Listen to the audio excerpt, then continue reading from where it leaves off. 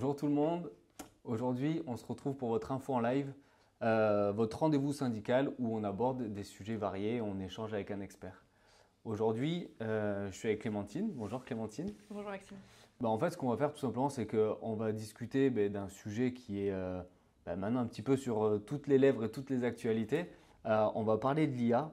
On va également parler sur finalement quel impact ça va avoir dans notre quotidien. Et surtout, on va se faire un focus dans le monde du travail, comment ça peut impacter notre quotidien au boulot. Alors, il y a plusieurs questions qui vont nous venir. Quelles conséquences l'IA va avoir sur le monde du travail? Est-ce qu'il va falloir craindre cet outil ou est-ce qu'on va pouvoir l'utiliser et, j'allais dire, jouer un petit peu avec, mais ouais, bien sûr, s'en servir. On va dérouler, on se fait quelques petites questions et puis on voit ça concrètement. Parfait. C'est OK? Du coup, déjà pour commencer, l'IA, on en entend parler depuis de nombreuses années et de plus en plus. On entend parler un petit peu dans la presse, on en entend beaucoup parler dans les réseaux, sur YouTube, Insta, tout ça. Il y a plein de petits tips avec l'IA et tout. Mais en fait, concrètement, entre l'IA perçue qu'on nous vend un petit peu, qu'on nous explique, et vraiment, qu'est-ce que c'est l'intelligence artificielle? Est-ce qu'on peut cadrer et donner une petite définition? Oui, tout à fait. Alors c'est vrai qu'on en entend beaucoup parler, surtout depuis novembre 2022, l'arrivée de ChatGPT pour le grand public. Donc voilà, ça a fait beaucoup de bruit. L'intelligence artificielle, si on en prend une définition assez basique, c'est une machine qui reproduit des comportements qu'on pensait humains, de l'aide à la décision. On pense par exemple à un outil qui pourrait prendre une décision pour investir sur un projet, un grand projet gazier, à plusieurs dizaines de millions d'euros, un projet mais de la décision, mais aussi de la création de contenu marketing, de contenu de génération de texte, etc. Donc ça, c'est ce qu'on peut parler d'IA de manière générale. Pourquoi on en parle aujourd'hui et pourquoi on voit ça comme une technologie spécifique? C'est une technologie qu'on dit apprenante. Qu'est-ce que ça veut dire? Avant, si vous vouliez avoir un outil qui dit si cette photo est une photo de chat ou n'est pas une photo de chat, vous dites à votre outil les caractéristiques du chat, vous lui dites ça a des moustaches, ça a des poils et c'est petit. Aujourd'hui, avec une intelligence artificielle, vous lui donnez de l'exemple, vous lui montrez beaucoup de photos de chat et il va statistiquement comprendre ce qu'est une photo de chat. Et puis lorsque vous allez lui donner une nouvelle photo de chat, l'intelligence artificielle va dire oui, ceci est une photo de chat, mais parce que c'est basé sur des mathématiques, des probabilités, des statistiques. Okay. Voilà. On est juste sur de la reproduction de l'existant, de la reproduction du réel, de ce qui a été appris à cet outil. C'est là la grande différence. Et du coup, j'avais vu, en fait, c'est un peu exponentiel parce que plus il est nourri, plus il continue, etc., etc. Ça avance de plus en plus vite, quoi, c'est ça? Alors, on va dire que dans les développements, oui, ils sont de plus en plus gros. Les développements au sein de chaque grande entreprise qui développe les outils d'intelligence artificielle utilisent forcément les outils du passé pour nourrir et apprendre avec de plus en plus de données, des données de plus en plus précises et variées. Du coup, une fois qu'on comprend ça, en fait, c'est une évidence, ça va changer notre activité au quotidien.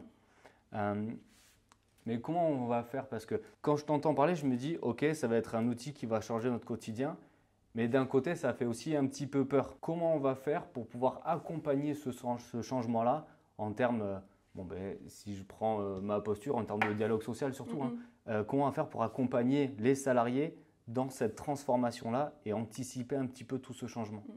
Oui, le dialogue social est central. Aujourd'hui, c'est des sujets qu'on peut traiter au dialogue social. En entreprise, la première chose à faire, c'est de savoir de quoi on parle.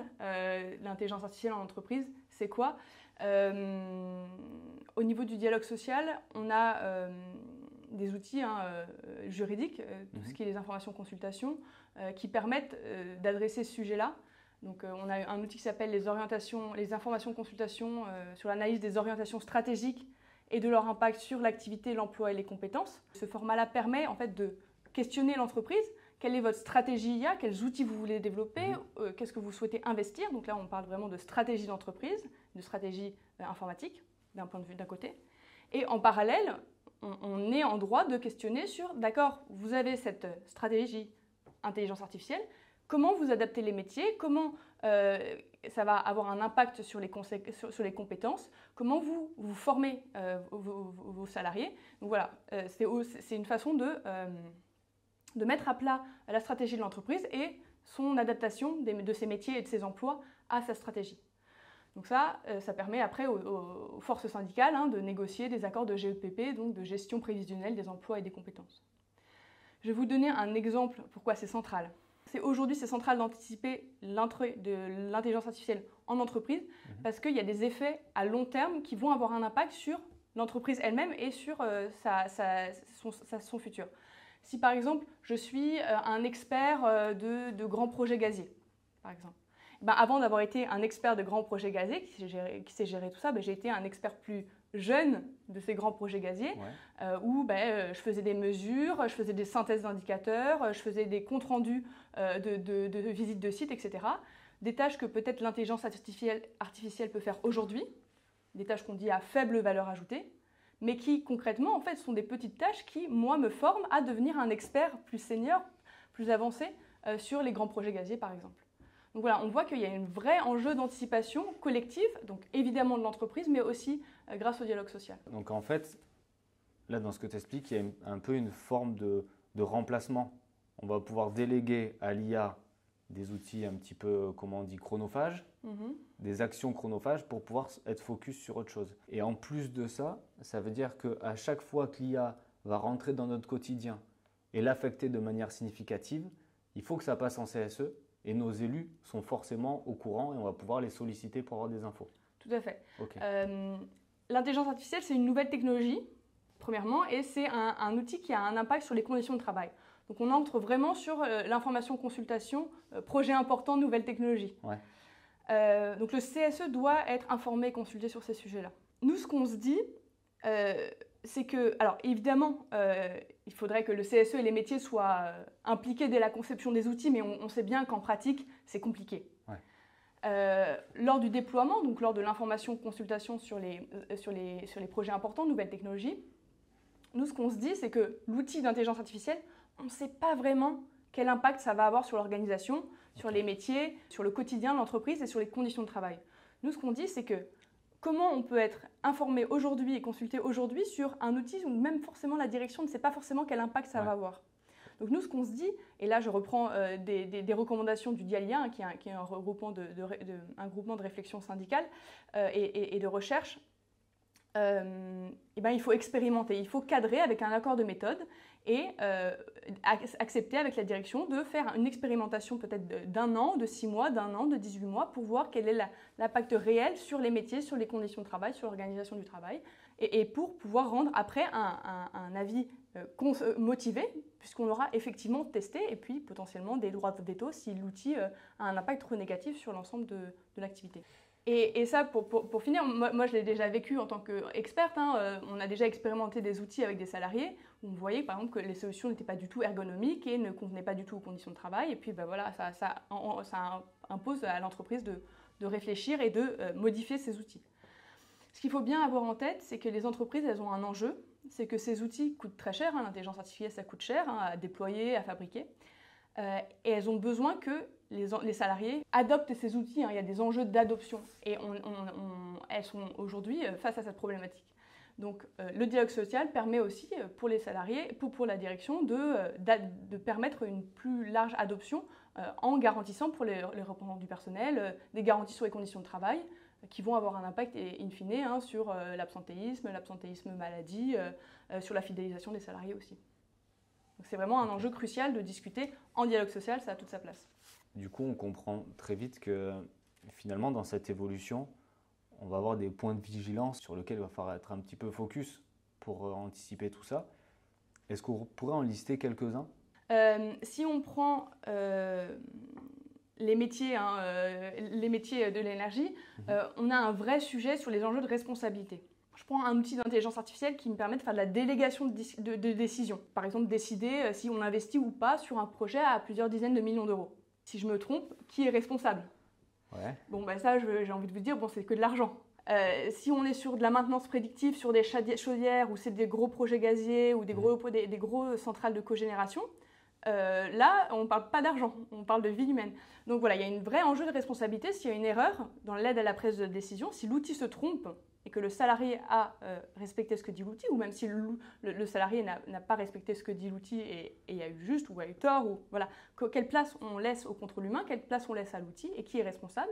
Le salarié, l'entreprise, le fournisseur de cette intelligence artificielle, voilà, ça pose beaucoup de questions.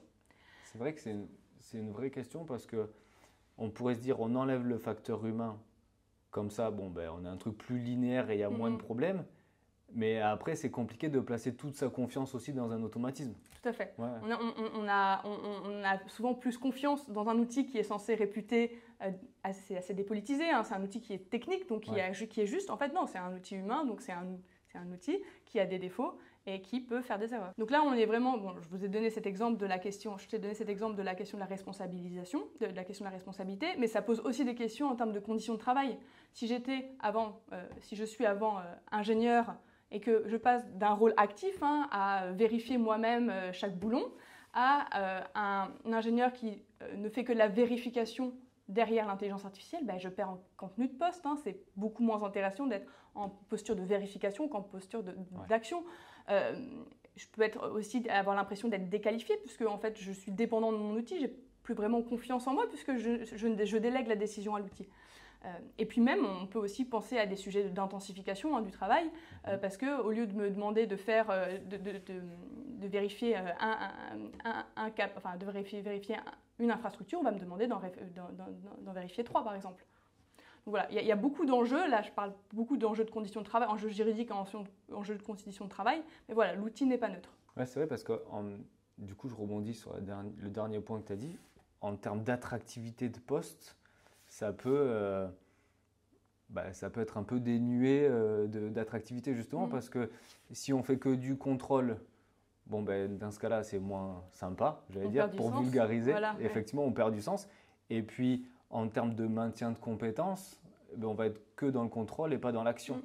Et puis, je reprends mon sujet d'expertise. Si je suis jeune ingénieur ou jeune technicien et que je n'ai appris qu'avec l'IA, est-ce que je vais pouvoir détecter les signaux faibles d'un problème mécanique si je n'ai jamais appris à le faire à l'oreille, etc. Complètement. C'est un peu la question du si on tombe en mode dégradé, comment on fait si on n'a pas les compétences sur lesquelles s'asseoir vraiment C'est très intéressant, on pourrait développer pendant longtemps, on va essayer de dérouler un petit peu. Donc du coup, on a discuté un petit peu du partage et du gain de productivité. C'est vrai que souvent, l'IA, elle est amenée comme un levier d'augmentation de productivité. Mais là où ça fait peur, c'est qu'au risque de tous ces bénéfices, est-ce qu'on va pouvoir s'assurer de maintenir l'emploi des salariés en poste? Alors la question des gains de productivité, elle est importante. Il ne faut pas oublier que l'intelligence artificielle, c'est un business. C'est un business avec des entreprises qui sont valorisées, très fortement valorisées, des entreprises de conseil qui déploient ces outils dans les d'autres entreprises, et puis évidemment les médias qui en parlent beaucoup. Donc il ne faut pas oublier qu'on en parle beaucoup et qu'on dit qu'il y a des gains de productivité parce que ça sert des intérêts de certains. Donc on n'est pas forcément sûr de ces gains de productivité. Ouais. Donc déjà des gains de productivité, on se pose la question. La deuxième chose, c'est que ça coûte cher, je l'ai déjà dit. Ça coûte cher, donc est-ce que les gains de productivité sont à hauteur du coût, déjà? Et puis ensuite, il y a la question de la captation de la valeur. Qui va capter ces gains de productivité? Est-ce que ça va être l'actionnaire, probablement, l'entreprise, certainement, mais aussi, alors, le salarié, peut-être aussi, avec peut-être des négociations d'accord temps de travail, pourquoi pas, ou des salariés qui arrivent à capter une partie de la valeur. Mais aussi, moi j'ai déjà vu en mission des clients, une entreprise qui annonce nous on est moderne, on utilise l'intelligence artificielle. Très bien, mais les clients ont dit divisez-moi le prix de votre prestation par 2. Donc voilà, donc en effet, il y a cette question de la captation de la valeur. Si on est dans un contexte classique où on voit que le résultat de l'entreprise progresse fortement au fait de cette intelligence artificielle, là, les forces syndicales ont les outils habituels, des négociations annuelles obligatoires avec des revalorisations de salaire, et puis des négociations, par exemple, je parlais de l'accord temps de travail. Donc ça, on a ces 2 outils déjà disponibles. Mais en effet, il faut faire des points de vigilance, et vérifier bien si cette productivité part peut-être à l'actionnaire, part dans le groupe, part même on ne sait où dans une autre localisation. Donc là, c'est vraiment lorsque vous faites votre analyse de compte qu'il faut bien comprendre où vont les flux de ces résultats, de ces meilleurs résultats. Okay. C'est vrai qu'il pourrait y avoir une crainte de se dire ok, maintenant on utilise des outils IA dans notre quotidien, du coup je fournis plus de travail, donc on va me demander finalement de combler mon temps de travail et de faire plus de taf, plutôt que peut-être essayer d'aller sur un accord de temps de travail un peu plus avantageux pour les salariés. Tout à fait. C'est un peu vers là qu'on va. Il y a vraiment un sujet de risque psychosocial sur le sujet de l'intensification du travail, parce qu'on dit, oui, on va vous faire gagner du temps sur des tâches à faible valeur ajoutée, donc lecture des mails, rédaction de rapports, etc. Mais en fait, ou remplissage de tableaux, je ne sais, que sais-je. Mais en fait, c'est des tâches qui sont certes de faible valeur ajoutée, mais ça veut dire qu'on n'a que des tâches de haute valeur ajoutée. Mais les tâches de haute valeur ajoutée, c'est épuisant de devoir réfléchir de manière intense toute la journée. Donc en fait, ces tâches à faible valeur ajoutée avaient aussi leur place au sein du travail pour équilibrer la gestion du travail. Donc on a en effet une question de conditions de travail qui se pose. Du coup, je comprends bien qu'en fait, il y a un peu deux parallèles. On a le côté où l'entreprise se pose ces questions vraiment financièrement, concrètement et dans l'application, parce qu'il faut voir si c'est viable financièrement, parce que c'est un gros process de changer tout ça. Mais en fait, il y a un impact réel pour les salariés où, ok, ça va changer leur quotidien. Déjà, il faut se roder, j'allais dire, pour vulgariser un petit peu. Mais ouais, on risque de demander beaucoup de tâches à valeur ajoutée, comme tu dis. Et finalement, ça bouleverse complètement l'activité quotidienne. Avec des vrais risques, donc dégradation des conditions de travail, avec des vrais risques d'augmentation de l'absentéisme, de ce qu'on appelle le turnover, de taux de rotation, des gens qui ne sont pas fidélisés au sein de l'entreprise. Ça, c'est des sujets d'organisation pour l'entreprise qui sont importants, parce qu'une entreprise qui a moins de salariés parce qu'il y a des arrêts maladie, c'est du remplacement en CDD, c'est de la désorganisation, des coûts indirects, des coûts directs. Là, en effet, je parle uniquement de l'entreprise, mais l'entreprise a intérêt à ce que les conditions de travail ne soient pas dégradées par les outils. Oui, ça, on en est convaincu. Voilà, oui. Mais je veux dire les salariés évidemment, mais aussi l'entreprise, d'où l'importance du dialogue social. Oui, on ne va pas se faire le raccourci peut-être où ça va amener sur des RPS, mais en tout cas, il va falloir être vigilant pour pas que ça amène là-dessus. Tout à fait. Mais, du coup, je te propose maintenant, on peut peut-être prendre quelques questions des salariés. Parfait. Si c'est OK. Alors, on va avoir une première question, c'est quid de la réglementation de l'intelligence artificielle en entreprise? Oui, très bonne question. Alors, une réponse en deux temps. La première, la législation. On a évidemment le salarié et puis l'entreprise doit respecter le RGPD, donc la réglementation concernant les données personnelles, d'un temps. Et puis on a le règlement sur l'intelligence artificielle, IA Act en anglais, règlement européen sur l'intelligence artificielle en français, qui réglemente les outils d'intelligence artificielle par les usages, pas par les technologies, mais par les usages, la finalité. Okay. Aujourd'hui, en entreprise, on a des risques inacceptables, donc des usages qui sont interdits par ce règlement. Donc en entreprise, par exemple, déduire les émotions sur le lieu de travail est interdit par une intelligence artificielle, à moins qu'il y ait des enjeux de sécurité, par exemple. Ça, c'est des risques inacceptables. On a une autre catégorie de risques, ce sont des catégories d'usage dits à haut risque sur le lieu de travail, donc c'est tous les intelligences artificielles qui sont dans le recrutement ou dans la gestion de carrière. Ça, c'est des outils sur lesquels la direction doit fournir, à la fois le fournisseur de l'outil, donc l'entreprise qui propose l'outil, et à la fois l'entreprise, le déployeur, comme dit le règlement, doit fournir de la documentation supplémentaire, que ce soit en termes de gestion de la sécurité, gestion des données. Les systèmes d'intelligence artificielle dits à haut risque pour le monde de l'énergie, ce sont tous les systèmes d'intelligence artificielle qui permettent de gérer et d'exploiter les réseaux électriques, de gaz et de chaleur. Voilà, donc ça, on a aussi un autre type de risque de système avec beaucoup plus de réglementation sur ces outils-là. Deuxième partie de ma question, sinon il y a assez peu dans ce règlement de l'intelligence artificielle de sujets sur le dialogue social, sur l'intelligence artificielle en entreprise, à part ceux que j'ai déjà évoqués. Donc le dialogue social au sein de chaque entreprise a toute sa place en fait. Il y a le dialogue social pour réglementer, pour encadrer.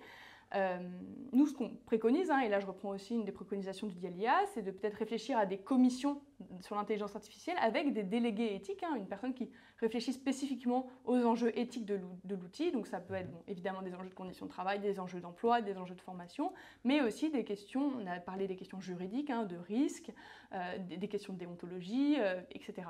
Donc voilà, ça c'est quelque chose que nous on promeut aussi pour que le salarié soit respecté lorsque l'entreprise lui impose d'utiliser des outils d'intelligence artificielle. Ouais, donc là, du coup, de ce que je comprends, c'est que quand l'entreprise va faire appel via une prestation à un outil IA, c'est hyper cadré et il y a un cadre comme ça. Du coup, ce qui me vient, c'est si un salarié, de manière indépendante, dans son activité professionnelle, il veut utiliser un outil IA. Bon, on pense tous à ChatGPT, c'est le plus classique. En fait, en termes de confidentialité, qu'est-ce qu'on a le droit ou pas le droit de lui fournir en fait comme info pro quoi finalement. C'est un vrai sujet et c'est un vrai risque pour les directions. D'où l'importance, c'est aussi une façon aussi de négocier avec les directions. Les représentants du personnel peuvent mettre aussi en lumière toutes ces utilisations de pratiques un peu cachées des outils d'intelligence artificielle qui mettent en risque l'entreprise, donc des risques de déontologie, des risques de confidentialité, des risques de fuite de données très sensibles. Dans l'énergie notamment, on a des données très sensibles. Donc aujourd'hui, toutes les données qui sont dites confidentielles, sensibles, on ne les met pas sur ChatGPT, Mistral ou Claude ou quelque autre outil gratuit en ligne. Les entreprises doivent fournir à leurs salariés, ou du moins devraient fournir à leurs salariés, des outils d'intelligence artificielle, s'ils le souhaitent, qui garantissent la confidentialité des données. C'est vraiment un risque en fait pour les entreprises, un risque juridique, un risque opérationnel, un risque de concurrence. Aujourd'hui, voilà, les entreprises sont en risque sur ces sujets-là. Je me permets, désolé, je continue un petit peu sur la question, c'est hyper intéressant. En fait, l'entreprise, elle nous fournit l'Office 365 et dessus, il y a Copilot. Oui, alors il y a Copilot, oui, il y a une première version de Copilot, souvent la version gratuite, il y a aussi une version payante de Copilot. Oui, en fait, et là tu le montres bien, c'est souvent un peu difficile de savoir qu'est-ce que l'IA, qu'est-ce que n'est pas l'IA, et puis on voit même dans nos téléphones, j'ai pas mon téléphone sous la main, mais dans nos téléphones il y a déjà beaucoup d'intelligence artificielle, on ne sait pas vraiment souvent quand il y en a, quand il n'y en a pas. Et je pense que c'est une des caractéristiques de l'intelligence artificielle, c'est que ça se diffuse. On a parlé de copilote, ça peut être juste une mise à jour. Voilà, c'est pas vraiment clair qu'est-ce qui est de l'IA, qu'est-ce qui n'est pas de l'IA. Donc, dans le dialogue social, c'est important de demander à la direction, pouvez-vous me dire quels sont les outils d'intelligence artificielle au sein de mon entreprise, qu'elles soient déjà dans des logiciels, dans Microsoft 360, dans SAP, ou que ce soit des outils qui permettent ponctuellement pour certains métiers ou plus généralement pour l'ensemble de la population salariée. Ce qu'on préconise, et là pareil, je reprends le DIA, c'est de demander à la direction un registre des outils IA, un peu sous le modèle du registre RGPD, de faire la liste de concrètement quels sont les outils d'intelligence artificielle au sein de l'entreprise. Et en fait, ça permet de fournir une base au dialogue social, une base constructive de d'accord, vous avez mis ça en place, combien ça vous coûte, qu'est-ce que vous voulez en faire, qu'est-ce que vous espérez en termes de retour, vous espérez une augmentation de la qualité, des gains de productivité. Si oui, on a des gains de productivité, comment vous souhaitez les utiliser? Est-ce que vous voulez augmenter nos salaires? Est-ce que vous voulez réduire l'emploi? Est-ce que vous voulez intensifier notre travail, développer, par exemple pour un commercial, développer son portefeuille client? Ça permet de fournir une base concrète pour discuter vraiment en termes de dialogue social et puis surtout de tracer ces outils qui, on le dit, sont un peu, qui se diffusent dans l'entreprise sans vraiment savoir de quoi on parle. On a une autre question, c'est il y a peut-être déjà des outils IA dans notre quotidien professionnel, mais comment le savoir? C'est vrai qu'on a déjà un petit peu commencé à en parler, notamment avec Copilot. Mais en fait, comment on fait pour savoir vraiment si aujourd'hui, il y a déjà de l'IA dans notre quotidien? On pose la question à la direction. Et puis on fait la liste des outils d'intelligence artificielle qui sont, alors dans le cadre du dialogue social, qui sont utilisés en entreprise. On pose des questions à sa DSI, à sa direction des systèmes d'information. Les outils d'intelligence artificielle doivent être mis en lumière par l'entreprise. Du coup, on pose la question à la DSI, on peut poser la question à ses militants, ses représentants du personnel. Tout à fait. Je suppose parce qu'eux, ils vont pouvoir amener le sujet en CSE pour avoir la réponse de la direction. Oui, je parlais de la DSI par rapport aux représentants du personnel, mais pour les salariés, oui, tout à fait. Vous pouvez évidemment poser la question à vos représentants du personnel qui peuvent faire une cartographie de ces outils en entreprise. Mais merci beaucoup. Moi, j'ai beaucoup apprécié l'échange. J'espère que du coup, ça a plu à tout le monde. Et je vous propose de se retrouver dans un prochain Info Live avec un nouveau sujet. Merci beaucoup pour votre invitation.